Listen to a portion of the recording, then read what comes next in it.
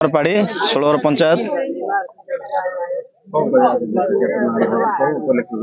आज आम पंचायत समिति सभ्य प्रमोद चंद्र महांती 49तम जन्मदिन अवसर और सरस्वती पूजा अवसर में आम पंचायत युवक गोष्ठी माने 8 गोटी पंचायत को नहीं गोटे क्रिकेट प्रीमियर लीग कर बहुत खेलाड़ी योगदान देते और टूर्नामेंट आज गोटे दिन शेष करेंगे।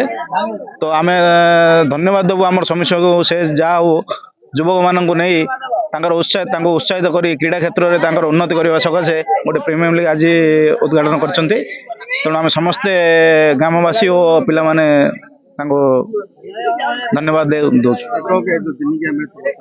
दिनिकिया प्रीमियर लीग मैच रे पिला मन उत्साहित हम और क्रीड़ा क्षेत्र में उन्नति हम से सकाशे गोटे पदक्षेप नहीं समिति सभ्य आम धन्यवाद जनाऊँ।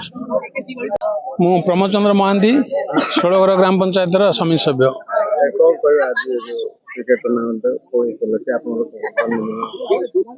आज माँ सरस्वती पूजा और ये अवसर में आम ग्रामर युवक भाई माने मिलमिशि गोटे टूर्नामेंट आयोजन कर